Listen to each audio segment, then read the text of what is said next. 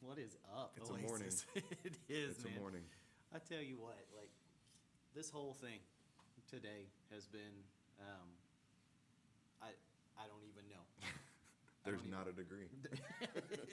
Literally not a degree. Yeah.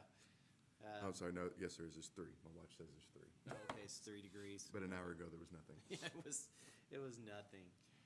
I hope everybody's doing well, and wherever this finds you, I guess, yeah. Hey, put it in the comments if you're watching from because you're off work. Good for you. I'm glad you're still joining us for this lunch hour, or maybe you are at work. And thank you again. On your couch. Yeah, on your couch. We're just glad you guys you're here. Ben and I have been in up here for a little while, getting ready for this kind of stuff, and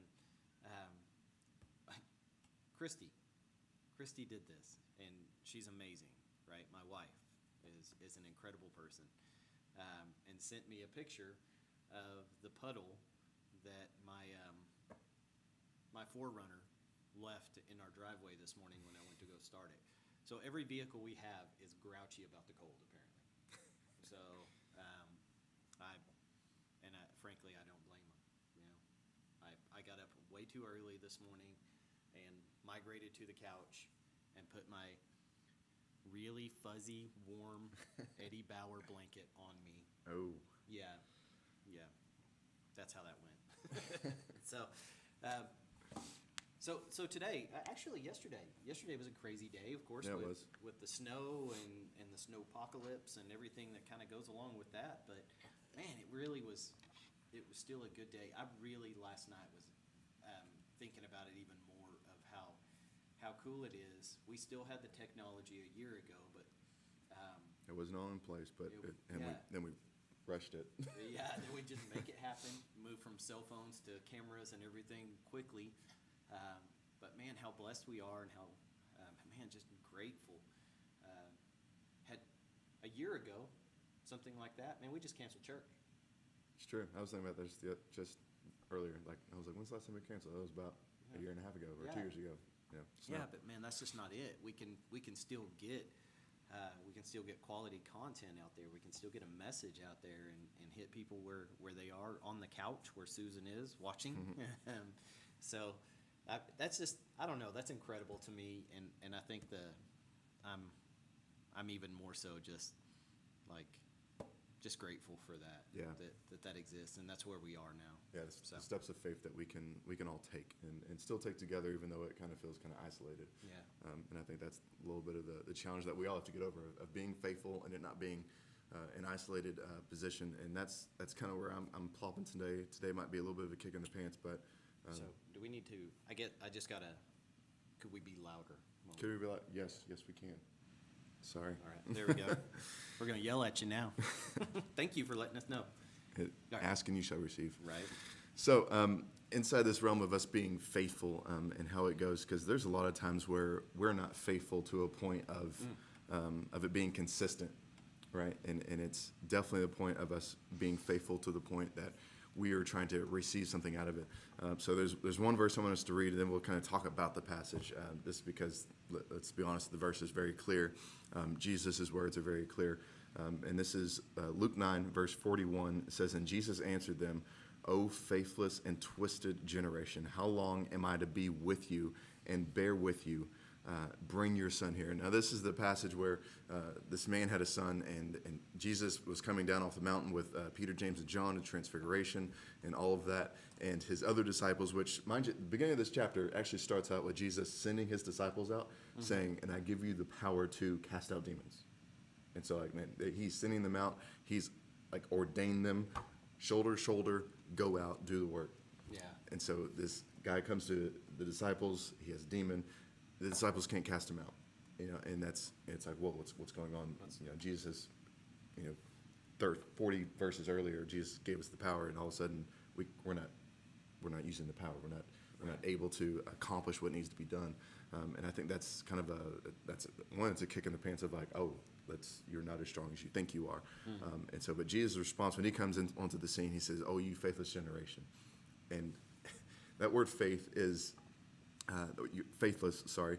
That word is also used in another passage, and you might be a little interested about what that word actually is. And so Acts 26:8 says, "Why is it thought incredible by any of you that God can raise the dead?"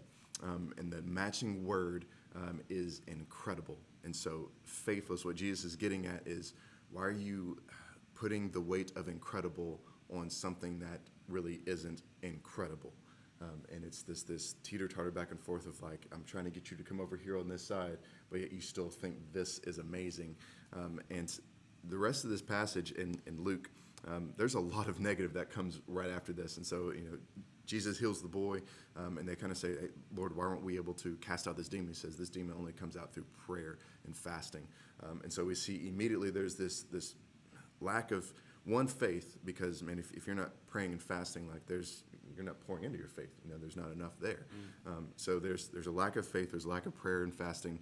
The next passage, there's a lack of love for each other that disciples have. This is where Jesus hears them saying who's going to be greater, in him knowing what's in their heart. He squashes that immediately. Not going to just squash it. He really kind of, he gives them a spanking without knowing he gave them a spanking. He brings up a child and says, unless you're going to be like a child, right, this is who's going to accept me and be in my kingdom.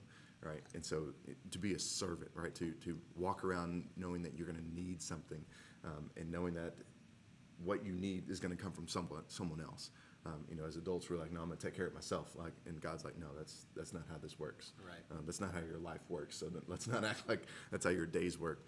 And so there was a lack of love, and then for each other. But then there's another one where it's a lack of love for their enemies. We see James and John. He goes into Samaria, and Jesus, he's on his way. It says that his face was still set towards Jerusalem. He goes into Samaria. They've been enemies for hundreds of years. It's, I guess, Randall, Amarillo High, Tascosa, whatever that is, right? Yeah. And so, but it says that his face was still on Jerusalem. And so it's almost like he went into the town, but he says, I'm going to Jerusalem. I'm going to Jerusalem. I'm here, but I'm going to go to Jerusalem. It's almost like, oh, so we're not good enough. And so it says, they didn't receive him. But get back to the lack of love. James and John say, Lord, do we need to send down fire from heaven? You want us to call that down?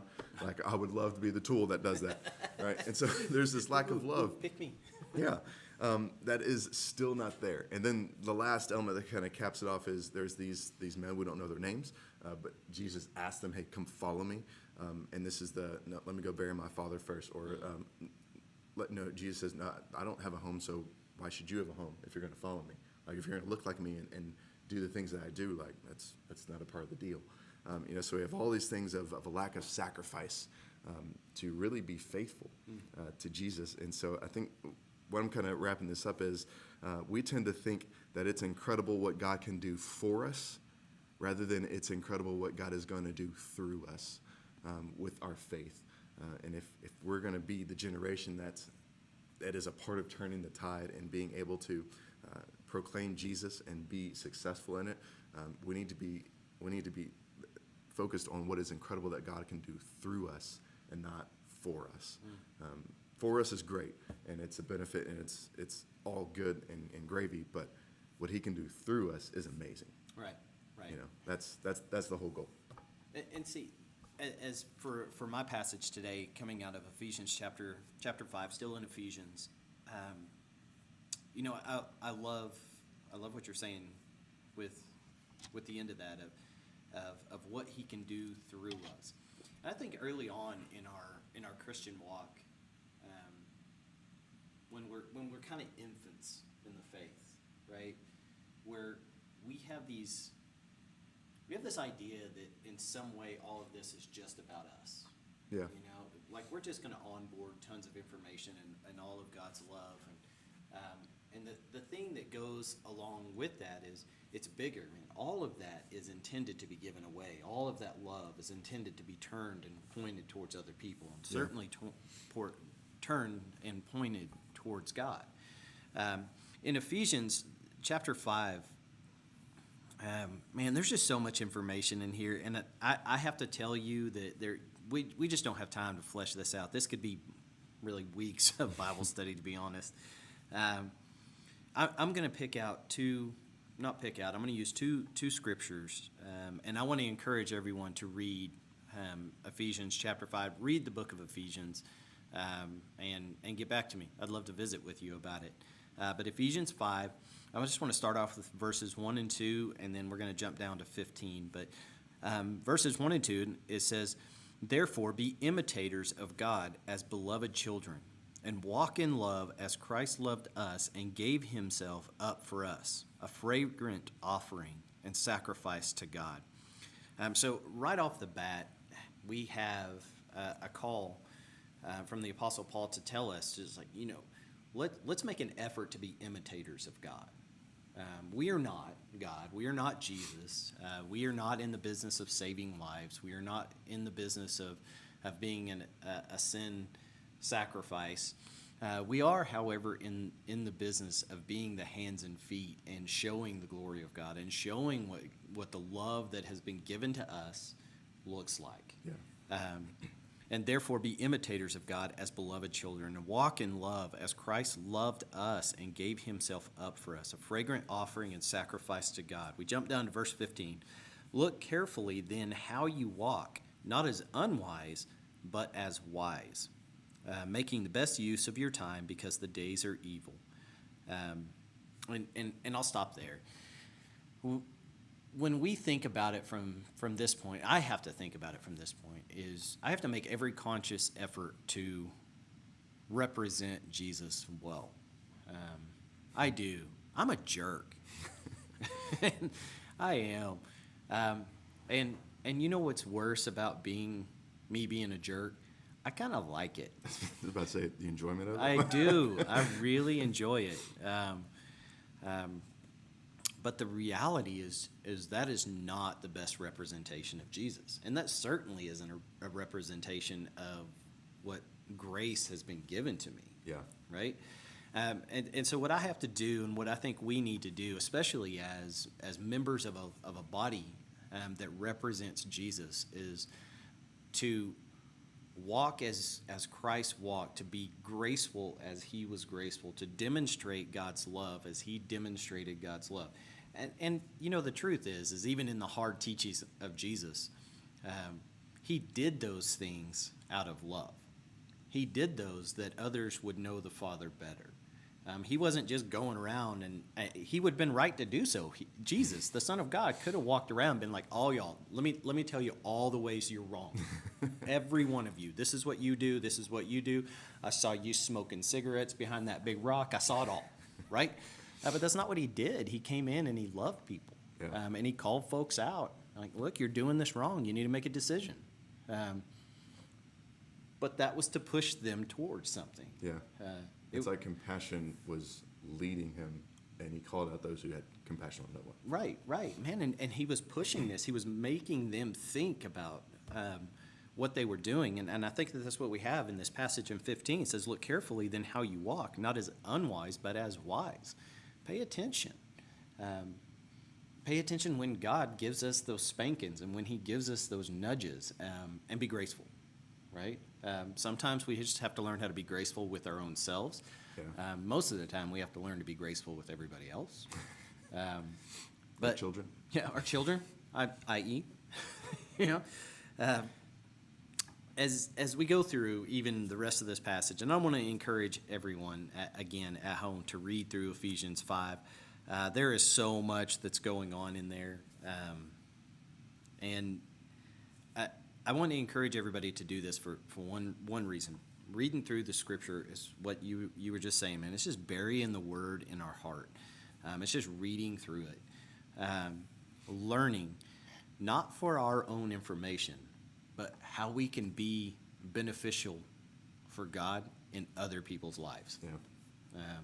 And man, that's on us. Like that's on us to get those building materials in place, that when the time arises where God can just say, "That person's verse, man, use them. I'm going to send that person out." Yeah. And we can do that front end work. That's just getting in there and being wise with our time and representing Christ well. Yeah. So Because we all have the same amount of time. Yeah, we do. We kind of heard that a little bit this morning. And we all hear it. "I don't have time." You do. You choose not to. Yeah. You choose not to. Let's just be straight. Be wise with our time. All right. Guys, hope you enjoy your day off, if it is your day off. True. And if not, well, we hope to see you this weekend because it's supposed to be like 50. And I I'm know, excited about right? that. Heat wave. Hello. So enjoy the rest of the day. Thanks for sharing with us. Love you guys.